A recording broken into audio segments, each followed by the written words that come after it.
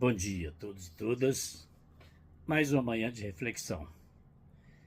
Hoje quero refletir em cima da questão da ciência e a ética. E aí vou fazer uso da fala do Marcelo Gleiser, se me permite, que eu vou adicionar aqui na minha fala. Então vamos lá.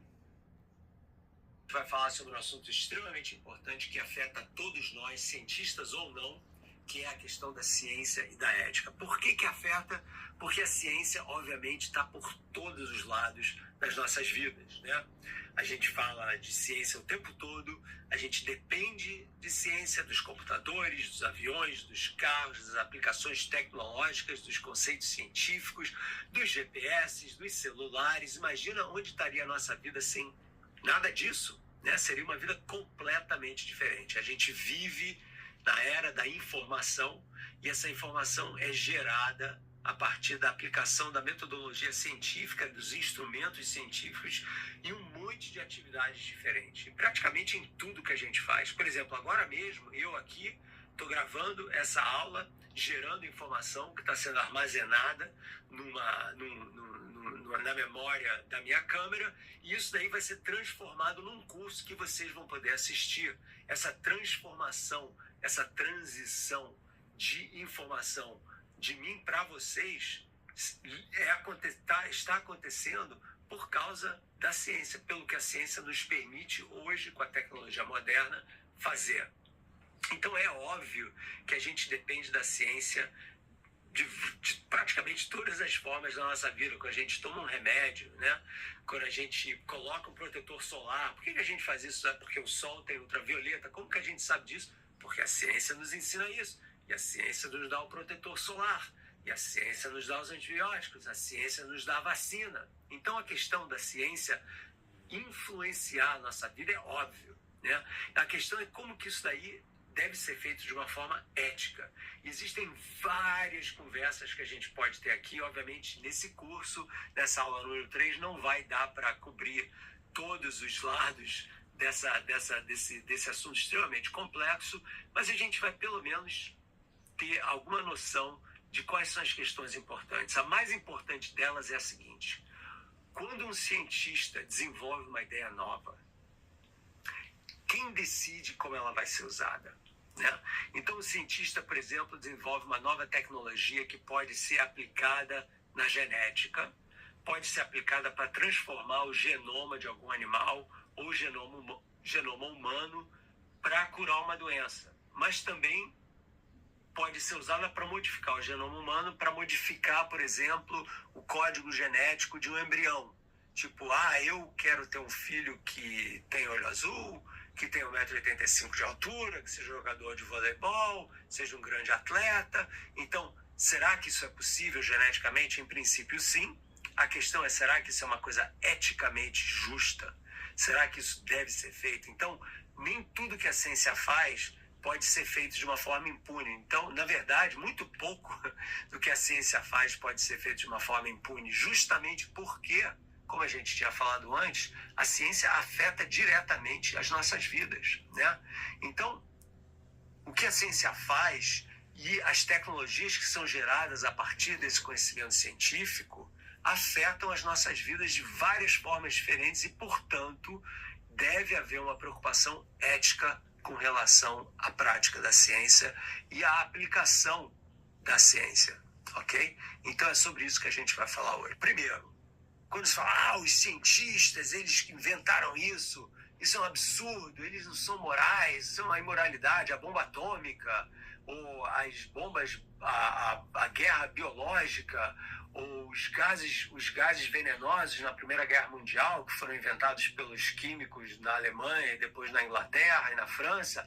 Esses caras, na verdade, são imorais, são assassinos. Quem que decide? Como que a gente sabe disso? Quem que é moral? A ciência ou as pessoas que aplicam a ciência, que usam o resultado das ciências? Essa que é a questão fundamental, né?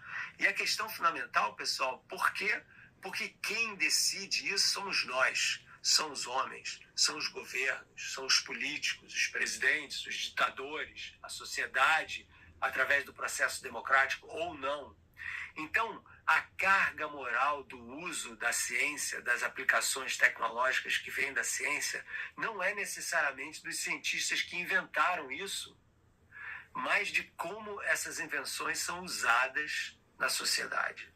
Então, isso é extremamente importante. E para isso eu vou falar de três assuntos diferentes. Primeiro eu vou usar um dos meus exemplos favoritos sobre a questão dos limites e dos abusos da ciência, que é a história do Frankenstein. E vocês vão ver por que essa história é tão importante como um exemplo, uma ilustração dos abusos da ciência.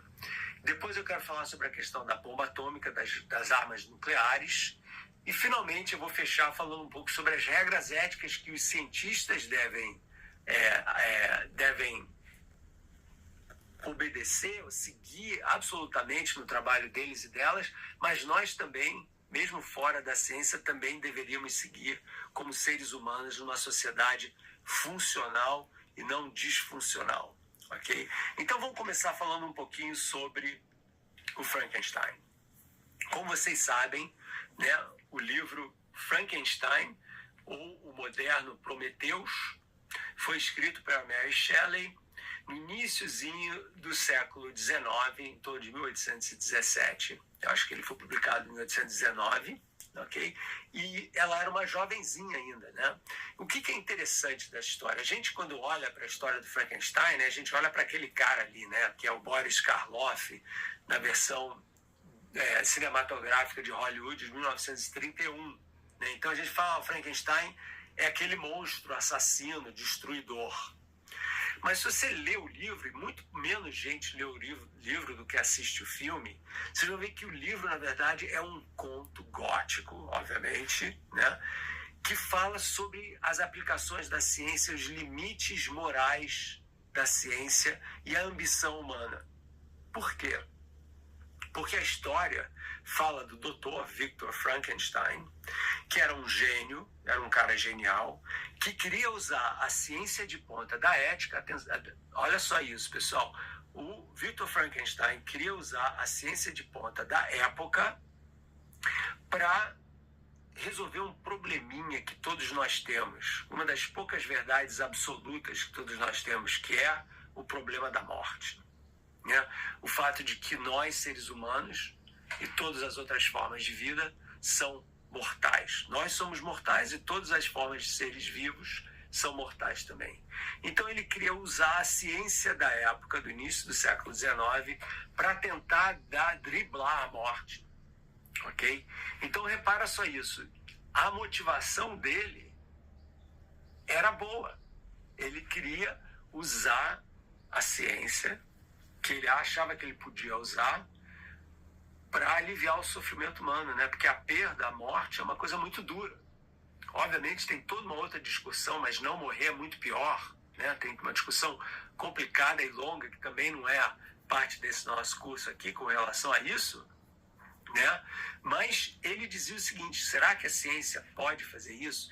Por que no início do século XIX? Porque no início do século XIX, o Galvani e o Volta, na Itália, haviam mostrado de que os músculos nos animais, nos seres humanos ou nos sapos, eles eram contraídos por descargas elétricas. Né? Que o nervo era uma espécie de fio condutor de eletricidade e que a contração muscular era causada por essa transmissão de eletricidade. Então eles pensaram o seguinte: poxa, se isso for verdade, então se você tem um sapo morto, que foi o caso do Galvani lá, se você tem um sapo morto e você passa a eletricidade, o sapo começa a se mexer, será que é possível que o segredo da morte seja a eletricidade?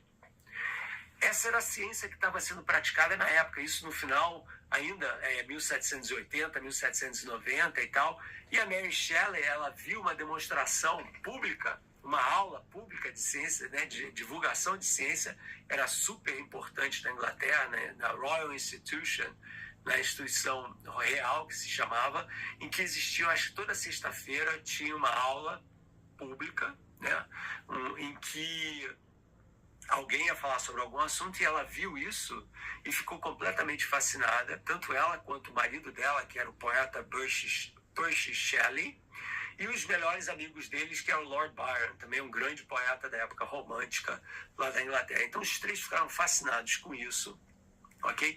E eventualmente a Mary Shelley foi escrever um romance, tem toda uma história por trás disso que a gente não tem Amigos, tempo de analisar eu vou aqui. interromper por aqui essa gravação Vários livros, por e dou exemplo, continuidade amanhã para não ficar longa. Muito interessante. ela escreve É isto. esse Muito obrigado. romance. Ciência e ética. O nome Frankenstein ou o Prometeus moderno. Por que Prometeu moderno? Prometeu no ciclope lá dos gregos, né, dos mitos gregos.